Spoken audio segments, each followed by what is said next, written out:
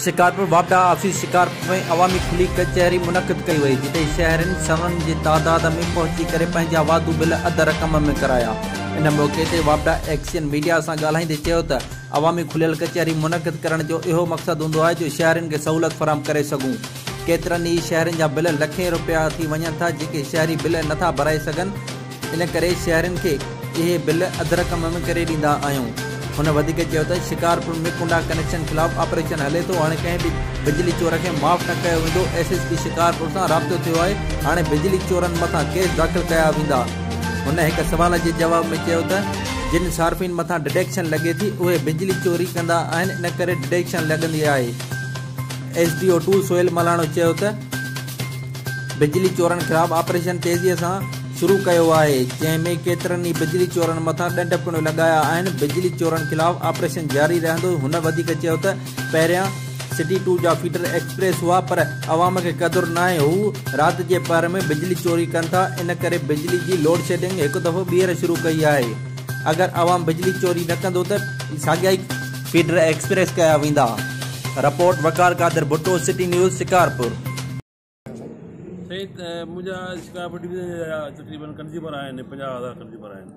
उन मां जेको आहे सो जेके असांजा डिफॉल्टर आहिनि उहे आहिनि 30,000 डिफॉल्टर आहिनि। उन डिफॉल्टरनि ख़ासि करे ॿारहाड़ी जेके सब डिवीज़नूं आहिनि, उहो ॿारहाड़ी जा ॻोठ जेके आहिनि उहे असांजा मोस्टली डिफॉल्टर आहिनि। भई शहरनि में त असांजी पेमेंट अचे पई, कुझु शहर में बि असांजा डिफॉल्टर आहिनि, कंज्यूमर्स आहिनि। त असां त कोशिशि कयूं था त जीअं असांजो को बि सार्फ जेको आहे पंहिंजो बिल पंहिंजो वक़्त ते पीआरे, कंहिं वजह जे करे नथो पीआरे त उहो मसइलो आहे। त असांजी ऑफिस हर वक़्तु खुलियल आहिनि। हे जेका असां ओपन कचहरी रखी आहे, इन ई सिलसिले में रखी आहे, त उनजा असां मसइला ॿुधूं ऐं उनजा मसइला हल कयूं।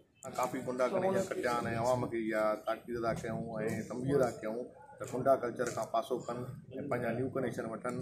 रोज़ जेको आहे तारा लहनि थियूं, जेको आहे माना को बि अवाम मुड़े नथो। असां इहा ई अवाम खे जेको आहे ताक़ीद था कयूं त पंहिंजा कुंडा कल्चर ख़तमु कनि, पंहिंजा न्यू कनेक्शन वठनि। उन में उन्हनि जी बहितरी आहे, उन्हनि जी लोड शेडिंग बि नॉर्मल थींदी।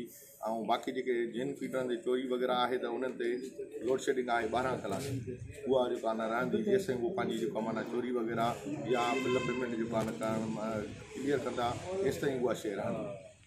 अच्छा, इन खां अलावा तव्हां ॿुधायो त पंहिंजे इलाइक़नि में ऑपरेशन कयूं? असां हाजी लतीफ़ शाह जेको आहे bus stand, Allahabad colony, circular road, गड़ियासीन मोड़, हिते ऑपरेशन कयूं आहिनि। अच्छा, तव्हां उन्हनि जे ख़िलाफ़ को कानूनी क़दम खयो आहे या बिल्कुलु असां थाणनि मथां परमिशन को वठणी पवंदी आहे? मथां परमिशन असांखे अॻु में मिलियल आहे त जेको आहे चोरी ख़तमु कई वञे। चोरी जेकॾहिं कंदा त असां जेको आहे उन्हनि जा लेटर वग़ैरह जेको आहे न FIR जे लाइ जेको आहे असां ॾिना त असांखे FIR कटी वञे। असां SP साहिब खे एक्सीएन साहिब जे माना तोसत सां मिलियाऊं त बाबा असांखे जेको आहे न FIR कटाए ॾिनी उन्हनि जे ख़िलाफ़ु। जेकॾहिं न मुड़दा त इहो ई तरीक़ेकार आहे असां वटि, असां उन्हनि जे FIR जेको आहे लाज कराई।